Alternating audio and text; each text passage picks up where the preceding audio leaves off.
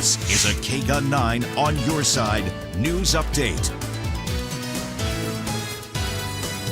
The City Council just approved tax incentives to a company planning to build a 13-story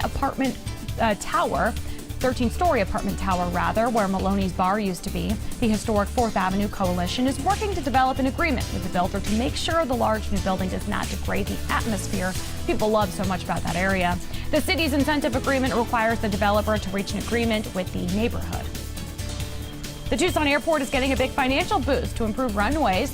It's in the form of a $9 million grant from the federal government. And TIA isn't the only airport in Arizona. 4 others will also get grant money for infrastructure projects.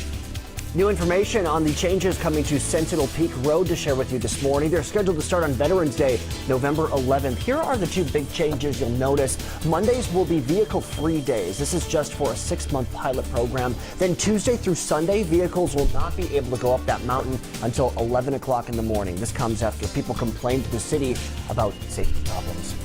In northern Arizona, the Johnson fire has been burning south of Prescott. Thanks to heavy rainfall in that area, evacuations have been lifted. The fire was first reported on Sunday afternoon, grew to more than 200 acres. An investigation is happening right now for what caused it.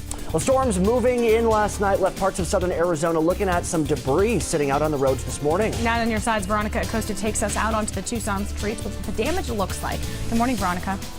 Guys, good morning. Well, the east side in this specific neighborhood that we're in, just off of Houghton and Golf Links, it definitely wasn't spared during last night's storm. Tons of damage in the area, and this is just one example of that. You can see this tree was completely uprooted from the home that it stood on. It toppled over, completely breaking that brick wall, and then even a branch snapping off, leaving some bricks laying on the ground.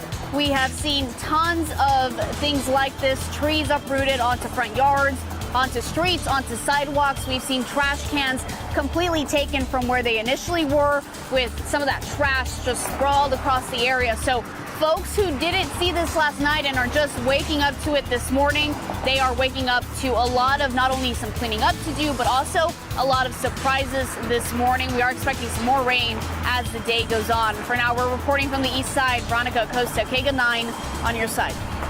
All right, Veronica, thank you. Why don't we check in with April now for a look at our forecast. April, good morning. Good morning to you. Yeah, we're still seeing quite the wall of water, especially out west, really a little bit all around us. And we are anticipating it getting heavy at times, and then we'll see some breaks and some walls, especially into the afternoon. But there it is on the radar. We're seeing it break up just a little bit across the west and southwest section of Pima County as it continues to make its way to the northeast. But we zoom in closer to the Tucson area down to Green Valley, and you can see it's really stretching from Wilcox and Benson area in Cochise County all the way up into parts of Marana and Oro Valley, even a little bit heavy just south of the Vail area. So we're still seeing quite a bit of rain. It has arrived. We'll hold on to a 70% chance through the early part of the day. That 83 all depends on how quickly and if we see the sun out long enough. Right now we've got 60s with that rain-cooled air. Looks like we'll hold on to chances for rain Wednesday and Thursday, and then we'll dry out for the weekend.